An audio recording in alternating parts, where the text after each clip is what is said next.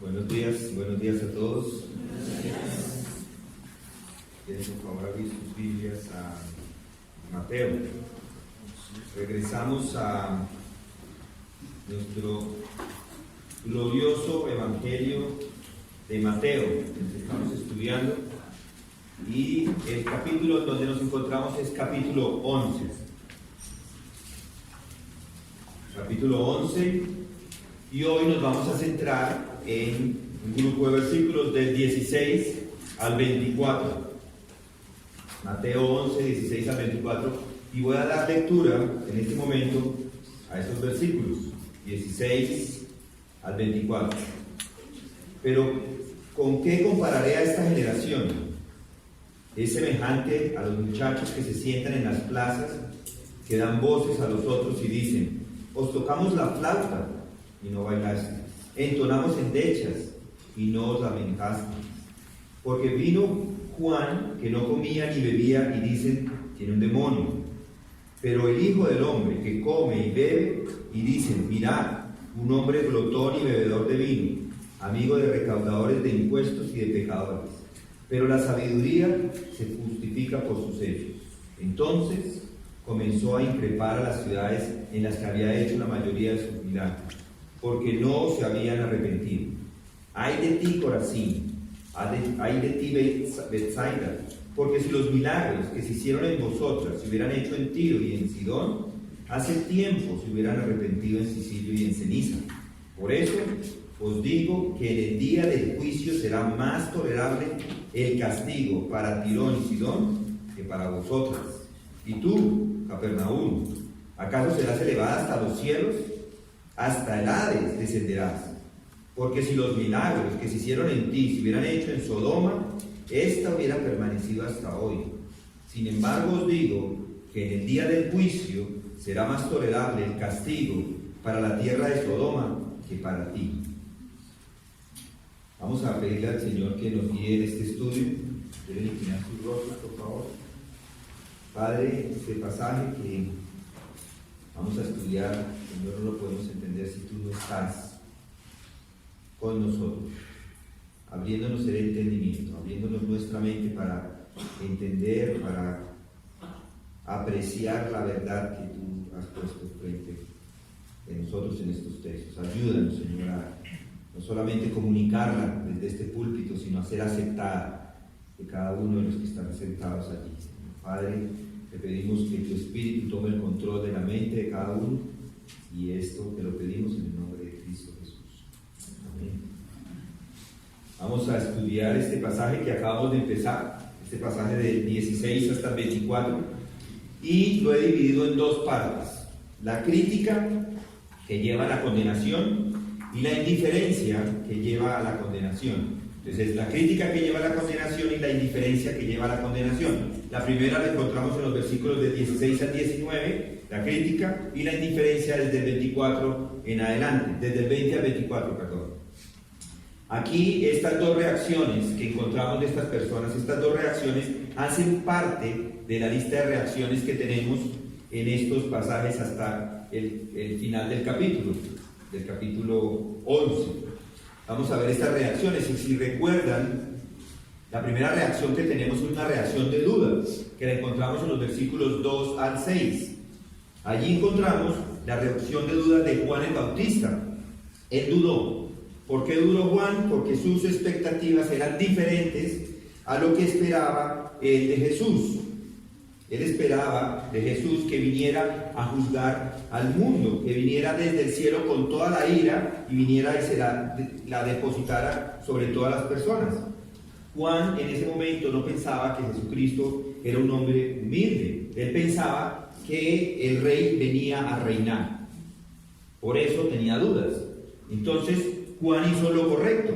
Si recuerdan, él lleva esas dudas y hace esa pregunta a Jesucristo. Le pregunta a él, envía a 2 discípulos para preguntarle, porque él se encontraba en la cárcel en ese momento. Envía a estos 2 discípulos para que le confirmen si Jesucristo es el Mesías. ¿Y qué sucede? ¿Sí lo recuerdan? Jesucristo le regala unos milagros. Él hace unos milagros para él precisamente, y le dice: vea, lleven esos milagros a Juan. y esos milagros son suficientes para él, para no tener más dudas. De hecho, ni siquiera los milagros hubieran sido suficientes. Con solo la confirmación seguramente Juan hubiera aceptado. Jesús, además, conoce quién era Juan el Bautista. En los versículos siguientes vemos que Jesucristo nos habla de Juan el Bautista a todas las personas que quedaron ahí. Les habla de una forma muy especial, les habla de una forma muy particular acerca de Juan, y Jesús dice cosas maravillosas de Juan. Dice, este es de las personas, Juan es de las personas más grandes que jamás ha existido sobre la tierra. Y Jesús da unas razones para decir eso. Jesús les dice que era grande por su carácter. Un hombre como él no se movía como se mueve, dice ahí en el versículo 7, como una caña sacudida por el viento. Él era un hombre de carácter, no se estaba moviendo de aquí para allá. Además, no era un hombre que estaba interesado en verse con ropas finas en los palacios, y de hecho se vestía bastante rústico. Además, Jesús nos dice de Juan que era un hombre grande por su llamado, por ser profeta. Y él dice, ¿qué saliste a ver? A un profeta sí os digo, y uno más que un profeta. Es el versículo 9. Es decir, que este hombre era grande y era más que un profeta. Inclusive era llamado a ser el precursor de Jesús. Él era el Elías, versículo 14. El Elías, pero si querían aceptarlo. Ellos no lo aceptaron, pero él era el Elías. Si lo hubieran aceptado, era Elías. Es decir, era el hombre más grande que había existido hasta el momento. Ahora, en este momento, nos encontramos con otras dos reacciones. Esa es la reacción de duda. Ahora vamos a ver otras dos reacciones. La primera es la crítica, una reacción crítica que lleva a la condenación, versículos 16 al 19, y la otra es la reacción de indiferencia. Pero vamos a empezar con la versión de crítica. Así lo hemos llamado, así lo he llamado. En estos versículos Jesús está acusando a estos críticos de ser infantiles, de actuar como chiquillos. Sin embargo, tengan en cuenta que hay una diferencia entre ser infantil y ser niño. ¿Recuerdan lo que dice Jesús cuando habla acerca de los niños? Él inclusive recomienda ser como niños. Dice en el Mateo 18, 1 al 5, si quieren pueden ir hasta allí. Ahora regresamos otra vez a Mateo, pero en Mateo 18, del 1 al 5, ahí mismo, él mismo les dice, y en aquel momento se acercaron los discípulos a Jesús diciendo, ¿quién es entonces el mayor en el reino de los cielos? Estaban haciendo esta pregunta, y él, llamando a un niño, lo puso en medio de ellos y dijo, en verdad os digo que si no os convertís y os hacéis como niños, no entraréis en el reino de los cielos. Así que cualquiera que se humille como este niño, ese es el mayor en el reino de los cielos. Y el que reciba a un niño como este en mi nombre, a mí me recibe. Pero en nuestro texto, él está condenando el hecho de que ellos eran infieles, regresando a Mateo 11. Él condena esas niñerías. Jesús nos muestra con una ilustración que vamos a encontrar acá, que quiere decirles que, o les está diciendo, o los está comparando a los judíos con esos infantiles. Compara a los niños con esas niñerías de los judíos. Y noten ahí el versículo 16. Pero ¿con qué compararé a esta generación? Y los está comparando con los niños. Y los niños, en tiempos de Jesús, cuando no era día de trabajo, se reunían en un sitio que se llama el Agora. El Agora era el sitio o era la plaza de mercado. Para nosotros es fácil entenderlo. Hay otros lugares, en otros contextos, donde no existe la plaza de mercado. Para nosotros es fácil porque en los pueblos hay plazas de mercado todavía. Probablemente va a irse acabando porque están llegando los grandes supermercados y las van a ir moviendo. Pero de sábados y domingos, normalmente las personas se reúnen en las plazas de mercado. Todos los que trabajan en el campo traen lo que han producido y van y lo llevan allí, y las personas que están en la ciudad también se sientan, van allá y es un lugar de reuniones. Es amplio porque normalmente la plaza del pueblo es un lugar más bien grande, pueden poner todas sus cosas en estos sitios para venderlas, tiene buena luz, no está oscuro, sino está a la luz del día, hay ventilación, algunos animales seguramente y alguna fruta tiene olor de fruta y ahí está ventilado, es un lugar cerrado, es un buen lugar, es un buen sitio para reunirse. Y allí vienen las personas que viven en las casas de por ahí, vienen las personas que vienen de las veredas y se reúnen allí para diferentes actividades, para hablar, para discutir de diferentes temas, para conseguir jornaleros, para vender productos, para comprarlos, para hacer negocios, y esto lo hacen cada semana, inclusive cada vez que se reúnen, vuelven y se encuentran con las mismas personas en estos lugares. Piensen en ello en los tiempos de Jesús, es exactamente lo mismo, un sábado, un día de mercado, están todo el mundo haciendo negocios y los niños que vienen con ellos no los dejan en casa con una niñera ni nada, van todos, todo el mundo va a la plaza de mercado, unos haciendo negocio y los niños están jugando, por supuesto, ellos están jugando y unos empiezan a tocar la flauta, tocan la flauta y ese es el instrumento que se usaba o que se tocaba para las fiestas de matrimonio. No se usaba para acompañar el lamento, sino para animar una celebración, y ese evento especial es una boda. Apocalipsis 18:22 nos habla también de ello. Los niños quieren jugar a las bodas, pero hay otros que no quieren jugar a las bodas. Entonces tocan la flauta y una vez que han tocado la flauta, pero como los otros no quieren jugar, dejan el instrumento a un lado y comienzan a endechar. Endechar es quejarse o lamentarse. Empiezan a quejarse con lástima para jugar otro juego diferente. También con el ánimo de animar a los otros niños a jugar a funeral. Estos niños que estaban jugando matrimonio o que están jugando ahora funeral, tratan de animar a los otros a hacerlo. ¿Y por qué lo hacen? Porque era lo que veían hacer. Veían a los adultos casarse, ir a un funeral, y era lo que hacían, y ahora los niños hacían exactamente lo mismo, como si fuera en la vida real. Entonces seguramente entre los niños escogieron a uno que era el llorón de profesión, porque habían personas que eran lloronas de profesión, pagaban por eso, les pagaban para que fueran y lloraran a los sepelios. Pero esta idea tampoco les convenció mucho a estos muchachos, no les convenció, y en ese momento se torna un poco complicado. Hay quienes quieren jugar, pero otros no les parece y no quieren jugar. Estos son los aburridos del juego. Unos niños se comportan de una forma tal que ni siquiera juegan ni dejan jugar. Es así. Y nosotros hemos visto de ellos, inclusive en nuestro contexto, en algunos momentos hay niños que no quieren jugar al fútbol y a veces son el dueño del balón y se lo llevan y nadie juega. Entonces, eso sucede.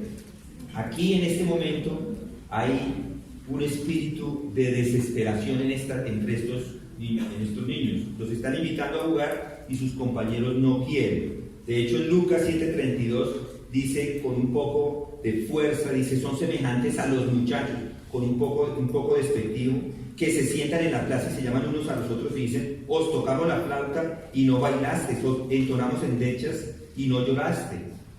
Se quejan por ser tan poco colaboradores, se quejan porque los otros no jugaban. Podemos fácilmente imaginarnos algo de esta naturaleza ocurriendo en la actualidad. Algunos niños dicen, juguemos a las bodas, dice un niño. Otros responden con entusiasmo, dicen, ok, que Sophie sea la novia, Valentina la dama de honor con Samuel, Jerónimo será el novio, Tomás puede ser la parte de la novia y Miguel puede ser el predicador. Ustedes conocen todos esos niños. Bravo, juguemos a la boda, dicen algunos otros, y comienzan a silbar esa marcha nupcial, pero muchos se disgustan y dicen, no juguemos a esa tontería, no nos gusta. Entonces juguemos al funeral, dice el niño que sugirió jugar a las bodas y dice, yo seré el director del funeral. Los que lleven el féretro serán Tomás, Miguel, Jerónimo y Samuel. Isabela puede ser el muerto, dice el niño. Entonces empiezan a entonar el canto fúnebre, tocan las endechas. Con mucha expresión de tristeza y dolor, los otros lo siguen, pero igual otra vez el canto que están haciendo lo interrumpen los gritos de protesta. Déjense de esto, no queremos jugar ese juego tan triste. Entonces empieza esa pequeña pelea en los dos grupos. Los que habían sugerido los juegos gritan a los compañeros: a ustedes no les gusta nada, no quieren ir a las bodas, no quieren jugar al funeral. ¿A qué quieren jugar? Les están diciendo: ¿qué quieren hacer ustedes? En ese momento nadie está contento, están todos disgustados, malhumorados. Las bodas son ridículas, demasiado alegres para algunos, y los funerales demasiado tristes y muy lúgubres. Y los que no juegan y se niegan a jugar son simplemente unos quisquillosos y rencillosos. Ellos no quieren tener nada que ver con el juego, con ese juego alegre, no quieren tener nada que ver con él, ni tampoco les complace ningún tipo de nada. De hecho, no les complace nada de nada, no quieren hacer nada. Como les digo, ustedes conocen a algunos así. Jesús está comparando a estos niños con esta generación. Miren el 16. ¿Con qué compararé a esta generación? Esta generación hace referencia a los judíos. Jesús lo que está diciendo es: esta es la forma en que vosotros, judíos, fariseos y vuestros seguidores, os estáis comportando. Son unos infantiles que hacen niñerías, son frívoles y actúan con irresponsabilidad, y lo que son es unos contradictores, jamás están satisfechos. En otro momento estaban muy entusiasmados con Juan, por lo menos tenían respeto y le tenían algo de reparo por su austeridad. El llamamiento del arrepentimiento estaba bien, pero ahora dicen: es demasiado duro y poco sociable. Su mensaje es muy severo. Tiene que ser uno que está poseído. Pero también se vuelven en mi contra, dice Jesús, el Hijo del Hombre. Me señalan con el dedo y dicen: aunque exige negación de sí mismo a los demás, él mismo es glotón y bebedor, amigo de publicanos y pecadores. Es demasiado sociable. Ni lo uno ni lo otro le servía a estas personas. Jesús les está señalando que al final esta crítica es injusta.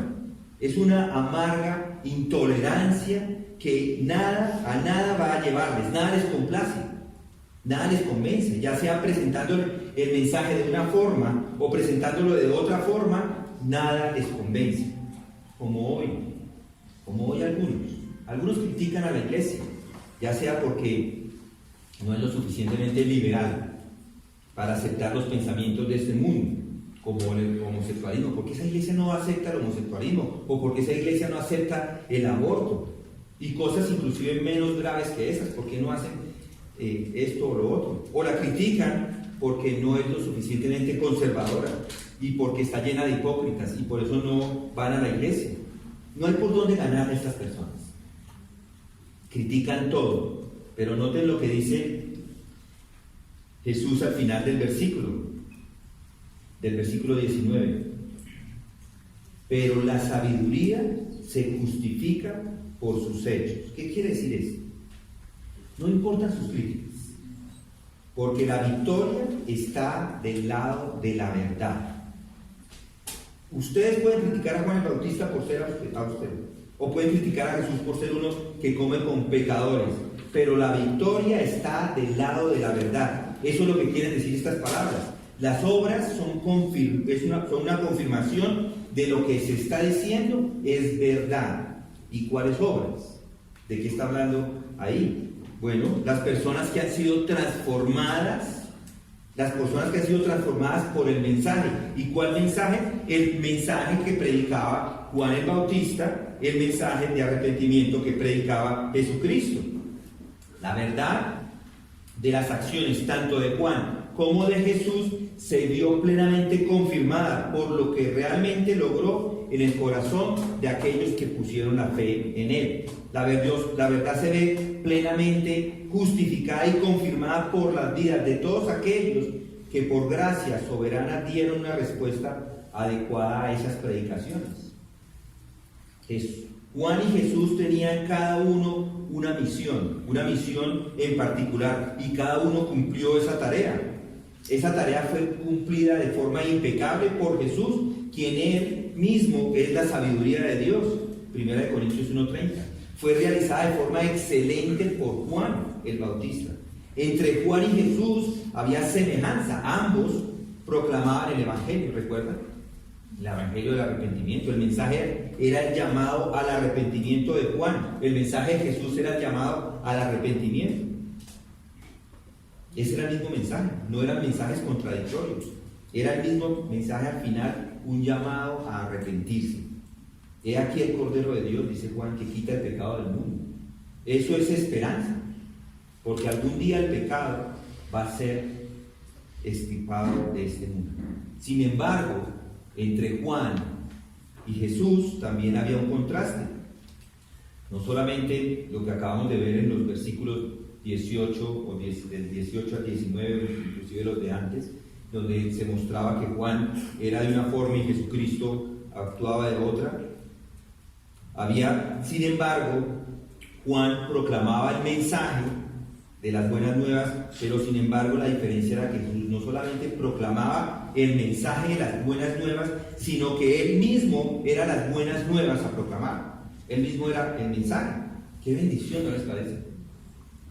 Hoy día sabemos que de alguna forma ya se ha producido la vindicación, porque ahí dice en el 19, pero la sabiduría se justifica o se vindica por sus hechos. Ya se ha confirmado esto, ya de alguna forma se ha confirmado esto. De hecho, recuerden el sobrenombre que tenía Jesucristo. Piensen en el sobrenombre de Jesucristo: amigo de publicanos y pecadores. No se ha convertido ese mismo nombre, ese mismo título en esperanza. ¿Qué mejor que Él sea eso? El amigo de los publicanos y pecadores, porque muchos de nosotros éramos publicanos y pecadores, o somos. ¿No está confirmando este mensaje o lo está vindicando por las miles de vidas que han sido rescatadas, de los corazones que han sido cambiados? Ese mensaje de arrepentimiento nosotros lo podemos testificar y decir: mírenlo, tenemos una iglesia donde las personas se han arrepentido de sus pecados. Está confirmado ese mensaje, porque hay personas que han sido cambiadas y siempre van a ser cambiadas para siempre.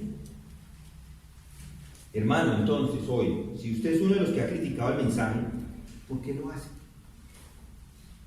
¿No se da cuenta que la verdad siempre gana? No lo haga más. Entre en el juego. Dios le llama a que lo acepte y no critique más, que se arrepienta y no critique más. Porque si no, va a ser condenado. Y esa es una verdad sin discusión. El mensaje es certero.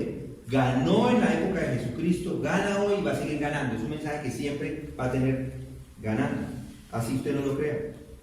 Si usted es uno de los que ha creído, por lo tanto, de otra forma, o de los otros, de los que ya hemos creído, qué bendición, ¿no les parece?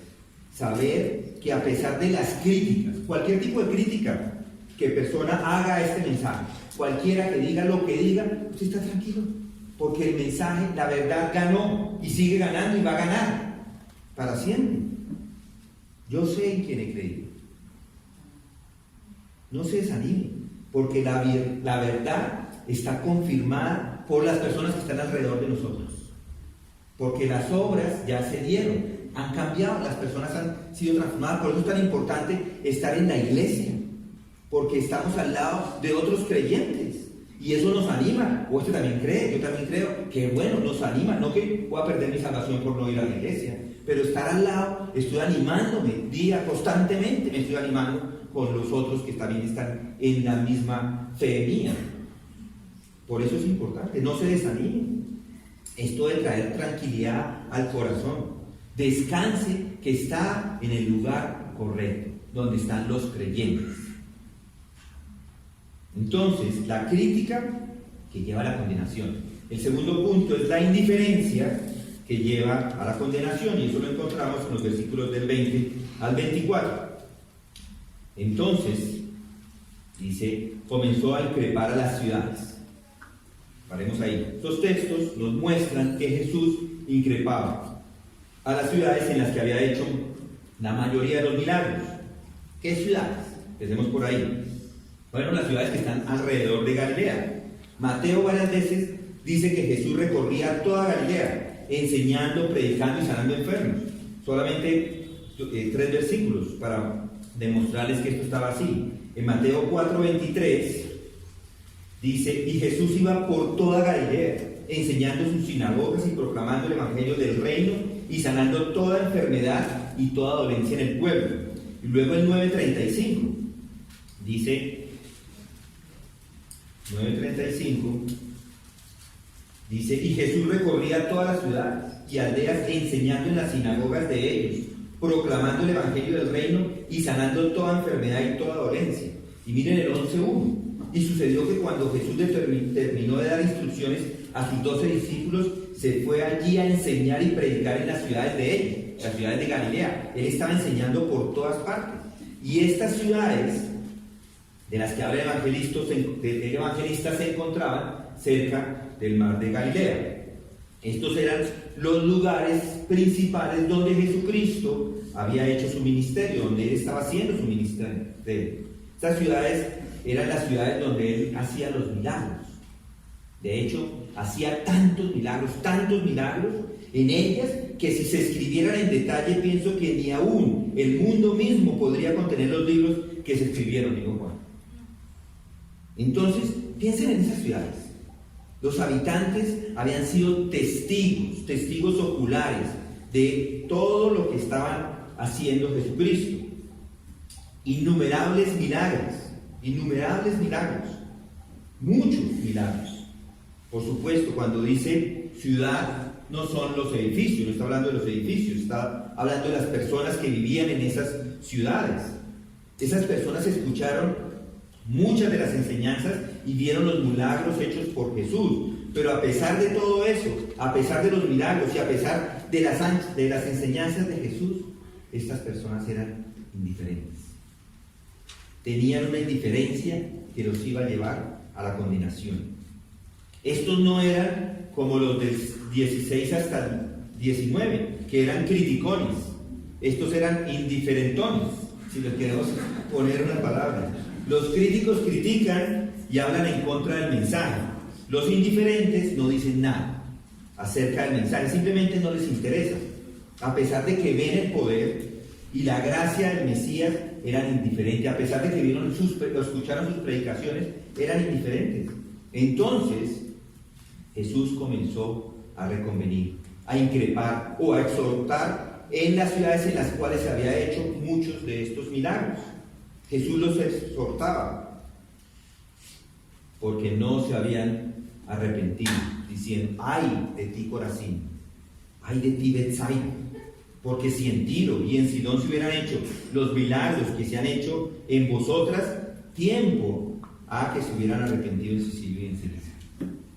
Se predicó el evangelio, se confirmó ese evangelio con las señales, y todavía estas personas no querían arrepentirse y tenían una actitud indiferente. Y por esa respuesta indiferente es que Jesucristo cambia su mensaje, la manera como se dirige a estas personas. En ese momento, desde ese momento, empieza a hablar de otra forma, cambia las palabras que utiliza. Desde Mateo 11:20 en adelante, Jesucristo cambia la forma como ministra la palabra. Y ese cambio se ve en la manera como él usa el vocabulario. Noten que ya no son palabras de amor, son palabras de juicio. Desde ese momento en adelante, las palabras de Jesús fueron mucho más duras, un vocabulario fuerte para expresarse. Dice ahí, entonces comenzó, desde acá comienzan sus increpancias, desde acá comienza a reconvenir. Y después de lo dicho, de los versículos del 16 al 19, en que los ha comparado con los niños mimados que no querían jugar, después de que los confronta porque no saben jugar como sus compañeros, en estos textos les habla cosas fuertes, son penetrantes, pero acá primero los condena de que son criticones, pero en este punto es mucho más fuerte, habla con más fuerza, les habla de una manera más severa. Ahora Jesús comienza a redarguir, a reprender a las ciudades alrededor de Capernaum les predica o les predica por su desprecio por el mensaje. Y esa palabra reconvenir o increpar en la Biblia de las Américas es un término muy fuerte. Eso significa insultar, injuriar. Sus palabras son fuertes. ¿Por qué son fuertes? Porque estas personas no están aceptando un mensaje que es muy serio. No lo aceptan. Entonces comienzan. Cuando un verbo en este tiempo de comenzar, en este tiempo verbal, señala, es un verbo aorista indicativo. Ese aorista lo que está diciendo es que es un momento concreto. En un momento concreto, es decir, en ese mismo instante, y el indicativo lo que nos está diciendo es que es un momento histórico, un hecho histórico, es una realidad histórica. En ese momento comienza y comienza a hacerlo de esa forma. Es decir, que desde ese mismo instante, Él comienza a insultar. Jesús comienza a insultar esas ciudades, a insultar a los habitantes que estaban en esas ciudades por su indiferencia. Les está diciendo acá Jesús esto. Por el hecho de que son indiferentes, por el hecho de que no se han arrepentido, el rey va a venir pero a juzgar. Es el día, y ese día el rey le va a dar lo que se merece. Al fin de los días habrá un juicio que tendrá la culminación en el lago de fuego, Mateo 13, 13 a 15. Y desde este momento, es que Jesucristo está cambiando su discurso hacia los judíos y les comienza a hablar en parábolas. Y cuando entremos en ellas, vamos a ver algunas de las características de las parábolas, pero en este momento, por su indiferencia, cambia la manera como se comunicaba con los judíos. En el versículo 13, más adelante del capítulo 12, dice: por eso les hablo en parábolas. No es en el 12, es en...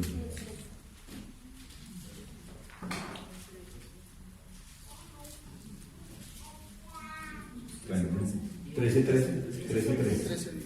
por eso les hablo en parábolas, porque viendo no ven y oyendo no oyen ni entienden. Y en ellos se cumple la profecía de Isaías que dijo: al oír oiréis y no entenderéis, y viendo veréis y no percibiréis, porque el corazón de este pueblo se ha vuelto insensible, y con dificultad oyen con sus oídos, y con sus ojos han cerrado, Desde este momento, el mensaje de juicio es para el pueblo judío. Ya no les llama al arrepentimiento con amor, como decía antes, arrepentidos porque el reino de los cielos se acercaba. Ahora miren lo que les dice, volvemos otra vez al 11, dice ahora: ay de ti.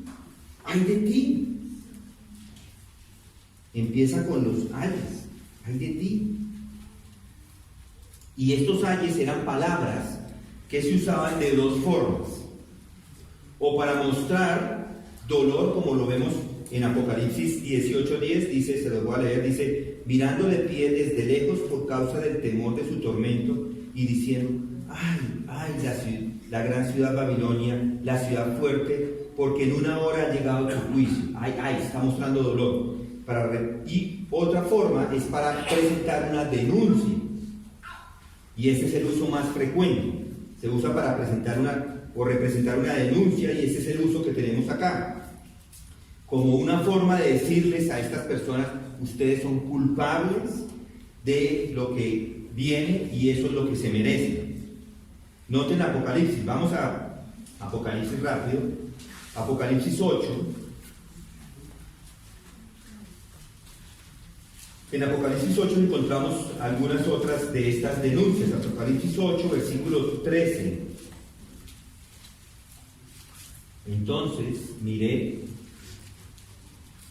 y oí volar a un águila en medio del cielo que decía a gran voz: ay de los que habitan en la tierra, a causa de los toques de trompeta que faltan, que los otros 3 ángeles están por tocar. Están denunciando, porque es una denuncia de lo que ellos están haciendo. Miren el capítulo 9, versículo 12.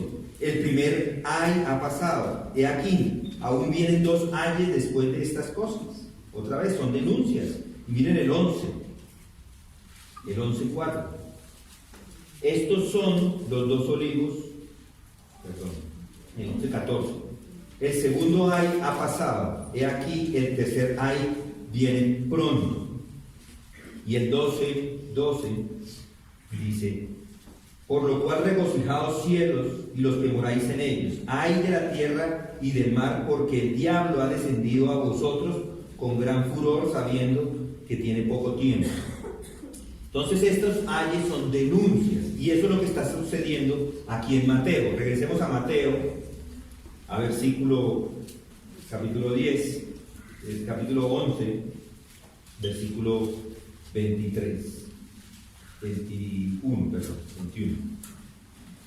Y dice allí: ay de ti Corazín, ay de ti Betsaida, porque si los milagros que se hicieron en vosotras se hubieran hecho en Tiro y en Sidón hace tiempo, que se hubieran arrepentido en Sicilia.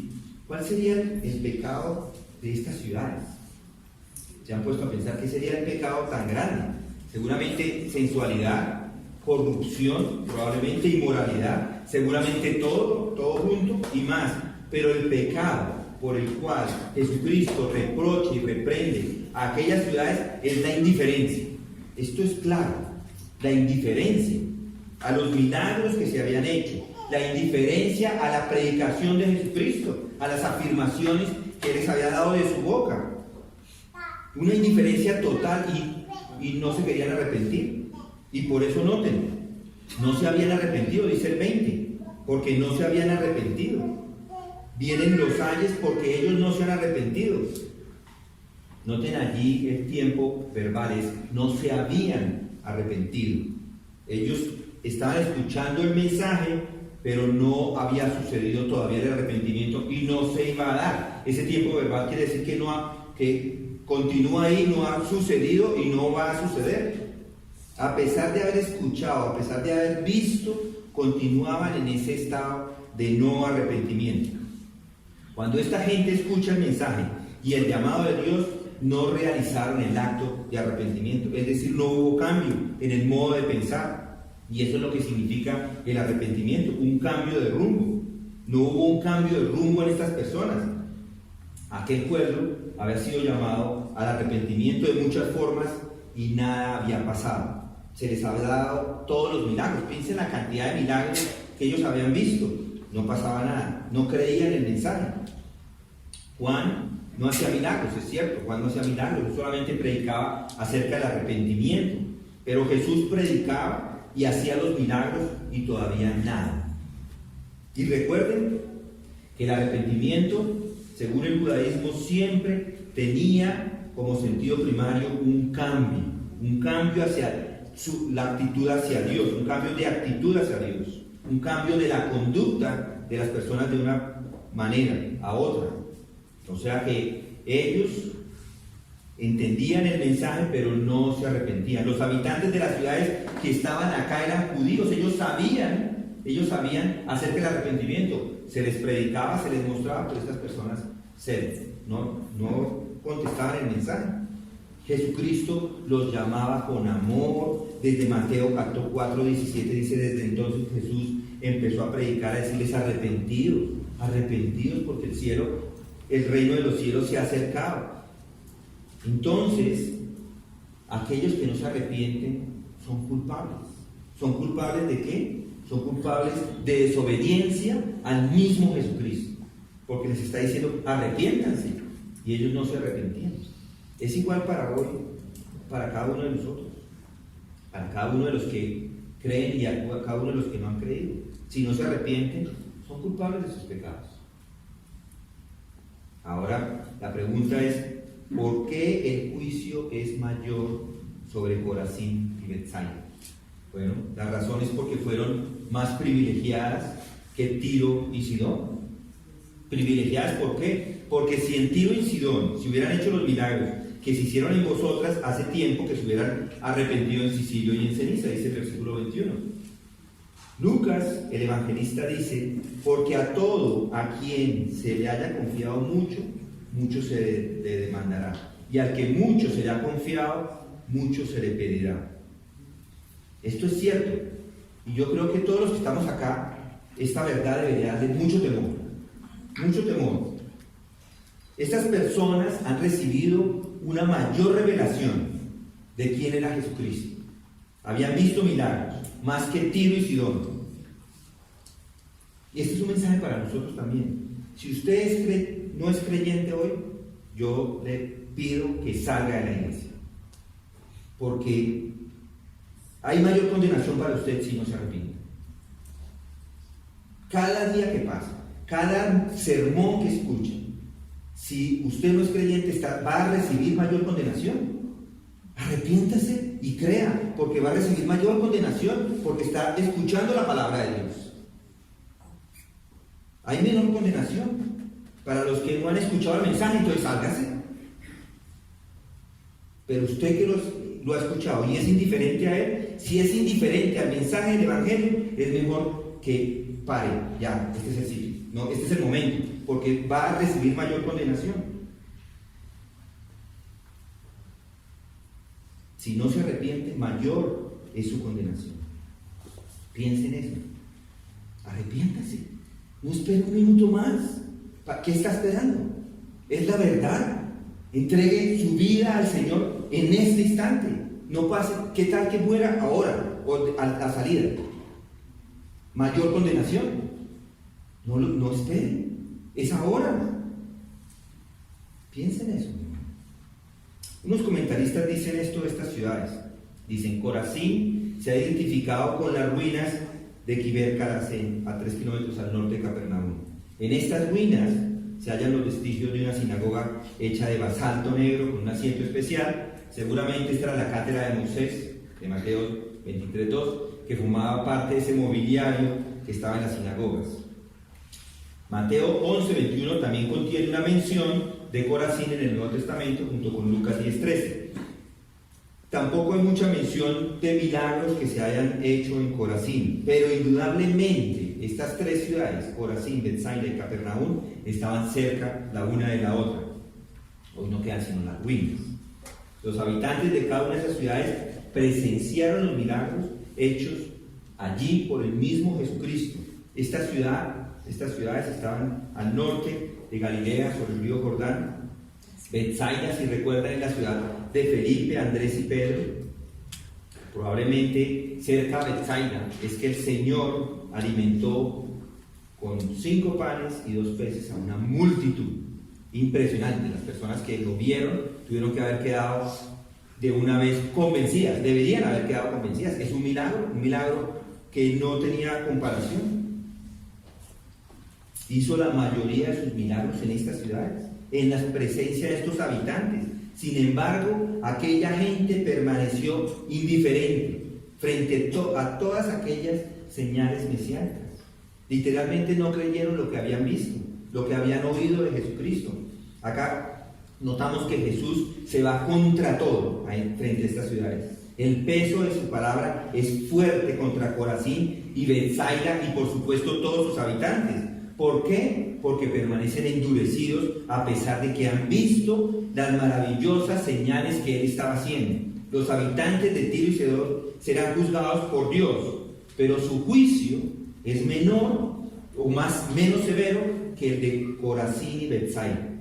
Como dice otro comentarista, David Gil, dice, la suerte de Tiro y Sidón será más afortunada porque su oportunidad fue menor que la de Corazín y Betsaida. Es importante decir que hay un principio de responsabilidad que está vigente acá. Quienes oyen el Evangelio y lo rehúsan, caen bajo el principio divino de Mateo 10:15. De cierto os digo que en el día del juicio será más tolerable el castigo para la tierra de Sodoma y de Gomorra que para aquella ciudad. A quien mucho se le da, mucho se le demanda. Y tú, Capernaum, dice ahora el 23, y tú, Capernaum, que eres levantada hasta el cielo, hasta el Hades, serás abatida. Porque si en Sodoma se hubieran hecho los milagros que se han hecho, en ti habría permanecido hasta el día de hoy. Por tanto, os digo que en el día del juicio será más tolerable el castigo para la tierra de Sodoma que para ti. Ahora llega la censura a esta ciudad de Capernaum y sin duda es sorprendente. Algunas versiones de las escrituras la toman como, ¿y tú, Capernaum?, como una pregunta. ¿acaso serás levantada hasta el cielo? Lo hacen como pregunta. Y la respuesta es no. No, sino que vas a descender al abismo. Y tú, Capernaum, serás elevada hasta el cielo. No, Capernaum, vas a descender hasta el infierno. Para allá vas. La palabra Capernaum aparece 16 veces en el Nuevo Testamento y significa ciudad de Nahum. Estaba igual a la orilla nororiental del mar de Galilea, unos 4 kilómetros al oeste del sitio donde el Jordán entra dentro del lago. La ciudad tenía una sinagoga y había sido edificada bajo los auspicios de un centurión romano, según nos dice Lucas 7, 1 al 11. Y el Señor enseñó allí muchas veces. Muchas veces enseñaba, Marcos 1:21. Era la casa, era como el centro de operaciones de Jesucristo. De ahí salía. Él estuvo allá, allí estuvo después de que estuvo en Nazaret, estaba en Capernaum. De hecho, Capernaum era conocido como su ciudad. Mateo 9:1, Marcos 2:1. Entonces no cabe duda de que Capernaum fue una ciudad privilegiada. Allí vivió el Mesías, predicó, enseñó, hizo milagros, cosas grandiosas, y los habitantes que estaban ahí, por supuesto, lo vieron. Él no estaba escondido. Lo vieron a él, vieron su sencillez, vieron su rectitud, vieron sus milagros. Una persona que no peca debe causar un impacto. Un impacto, ¿no les parece? Nunca peca, no se enfurece. Este hombre de allá no se enfurece. Vaya, trate, ¿cómo seríamos nosotros tratando de molestar a Jesucristo? Vaya, trate, pínchele un pie a ver qué dice. Si dice una grosería, a ver qué dice. Nunca ha pecado. Ellos se dieron cuenta. Además hace milagros impresionantes. Y lo que está diciendo aquí el Señor es esto: y en lo que a ti concierne, Capernaum, no serás exaltada hasta el cielo. ¿Verdad que no? La respuesta a esa pregunta es un rotundo no. No vas a ser exaltada. Esta ciudad, siendo el lugar de habitar, donde habitó Jesucristo, donde enseñaba, donde hacía los milagros, continuaba impenitente, no se arrepentía. Por lo tanto, esta ciudad rebelde no va a ser exaltada, no va a ser llevada al cielo, sino va a ser humillada y metida en las profundidades del mismo Hades. El versículo 24 afirma esa realidad del juicio sobre ella. Dice: sin embargo os digo que en el día del juicio será más tolerable el castigo para la tierra de Sodoma que para ti. Impresionante. Dice por tanto, sin embargo, afirma la realidad de ese juicio sobre ella. Es una conclusión para meternos en esto o introducirnos a esta oración. En el día del juicio, ¿cuál es ese día? Bueno, ese día aún no ha llegado, pero será más severo para ello que lo que fue para Sodoma. La ciudad de Sodoma fue juzgada. Dios, ¿recuerdan? Dios en el pasado la juzga, Génesis 19, pero eso fue un juicio terrenal. Destruyó la ciudad, pero los habitantes de Sodoma todavía van a tener que comparecer el día del gran trono blanco. Será, noten ese verbo, será, y el futuro es un futuro, entonces será más tolerable, es una frase para referirse que en el día del juicio final será más tolerable para Sodoma que para los habitantes de este Capernaum, para los que estaban allí, que habían visto la actividad de Jesucristo. Esto es una horrible declaración, ¿no les parece? Cuando uno recuerda lo que sucedió en las ciudades de Sodoma y Gomorra, entonces vemos a este Capernaum y debería estar humillada. Pero cómo se endurece su corazón, no le importa. Ese pecado de Capernaum fue inclusive más grande que el de Sodoma y Gomorra. ¿Y a dónde van a ir? Pues al infierno, al Hades. Hay algunas iglesias en algunos lugares que dicen: no, todo el mundo va para el cielo. Todo el mundo va para el cielo porque Jesucristo va a mostrar su misericordia a todos. Pero eso no es lo que está diciendo el texto. De hecho, hay muchas referencias acerca del infierno y hechas por el mismo Jesucristo. Nadie más habló del infierno que él mismo. No voy a ir a ellas que ven en este caso confían en mí. Pero ya las veremos más adelante, o ya pueden escuchar a aquellos que han estado en el estudio del cielo y del infierno, van a poder dar testimonio de esto, que han pasado por ahí. Pero no se puede minimizar la doctrina que se presenta en las Escrituras con tanta claridad, que Dios no va a juzgar. Dios va a juzgar a quienes no se arrepienten. Para darle solamente una evidencia bíblica, vamos a Lucas 16. Lucas 16, 19.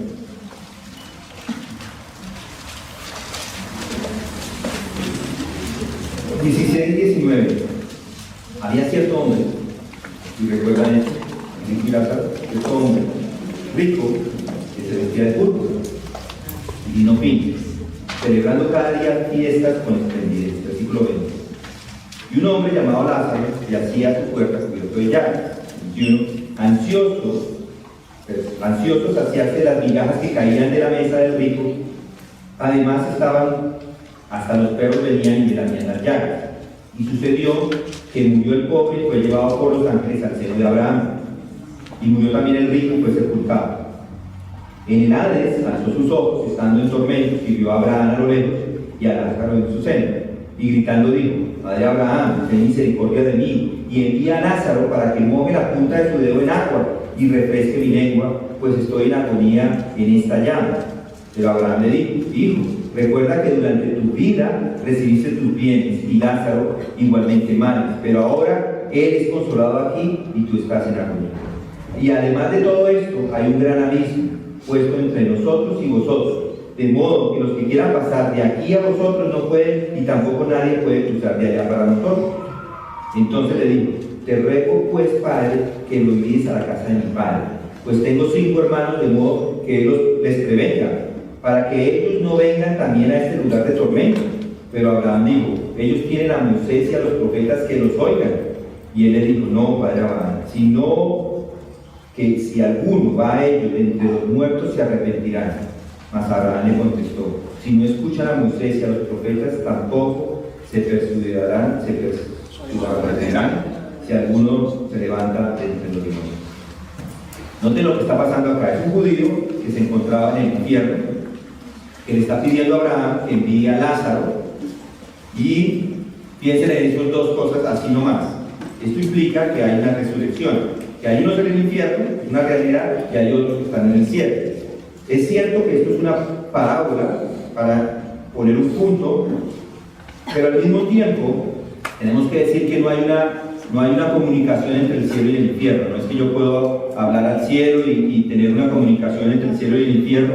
Además, está hablando de que le pida a sus familiares, o que le vaya a Lázaro para que vaya a sus familiares, y que sus familiares se arrepientan y entonces no vayan al infierno. Esto desbarata completamente la idea de que nos vamos a encontrar allá con nuestros cuates, o con nuestros amigos, con nuestros compinches, con nuestros camaradas. Nada de eso. Si él quiere que ellos no vengan acá, es porque allá no es un lugar muy agradable. Él no quiere que sus familiares vengan allí. Si él quisiera que vinieran allí, les diría: bueno, déjenlo, si aquí sufrimos entre todos juntos y no hay problema. Pero no está diciendo eso. Él está diciendo es al contrario, que ellos se vayan a otro lugar, que se arrepientan, porque el sufrimiento acá es muy duro. Eso es lo que está diciendo aquí, que le manden a Lázaro allá, porque el infierno es sufrimiento, tormento completo, constantemente. El lugar de tormento es un lugar de tormento, no es un lugar para pasarla. Algunos dicen así que es para pasarla bueno con mis amigos de farra.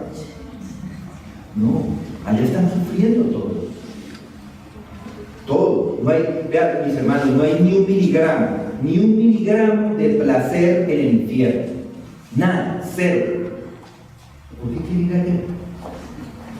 Algunos dicen: me importa, yo voy para el infierno. ¿Usted a dónde va? Yo le preguntaba a varios: ¿usted a dónde va? Yo creo que yo voy al infierno. ¿Al infierno? ¿Al infierno? Allá no hay placer, no hay nada, no es sino sufrimiento, es tormento.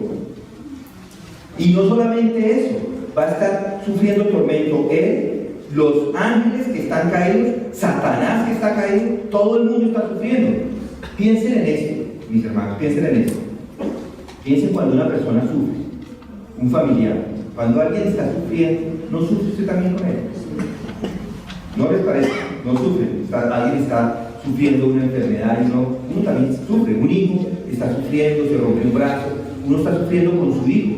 Ahora todos los que están en el infierno, yo más todos los que están allá, todos sufriendo, el infierno es una exponencial. Aquellos que son matemáticos es como multiplicarlo a la 10ª potencia, es un sufrimiento mayor, porque no solamente estoy sufriendo yo, sino estoy viendo sufrir a todas las personas. Mis hermanos, considere esto, mis amigos, esta es una terrible realidad si usted no se ha arrepentido, si usted no ha venido a Cristo en arrepentimiento, si no cree, si todavía quiere aferrarse a su pecado, si no está escuchando la palabra y viéndola manifestada alrededor suyo, porque está alrededor suyo, alrededor suyo están los creyentes y no quieren. Mi familia, la familia de nosotros, casi todas, si no podemos decir todas, son incrédulos. Yo digo, ¿cómo no ven el cambio de una persona? ¿Cómo no ven el testimonio? No lo ven, no lo quieren ver. Piensen en esto. Si Dios determina en este momento quitarle la vida y no se ha arrepentido, va a enfrentar juicio. Mucho más juicio, porque ha escuchado la palabra, porque ha escuchado el Evangelio. Pero como creyentes deberíamos motivarnos a ser más fieles, a ser más responsables, inclusive en el evangelismo, a llevar el mensaje de salvación. Aproveche todas las oportunidades que Dios le da para conocerle más. Compre todos los libros, que los lea, no importa comprarlos, que los lea, compre los libros, vaya a las conferencias, asista a todo lo que pueda, aprenda más de Él para que pueda servirle mejor. ¿Por qué no lo hace? Si va a pasar toda la eternidad haciendo exactamente eso, hágalo desde ya. De esa manera va a acumular galardones para glorificar al único que se merece toda la gloria.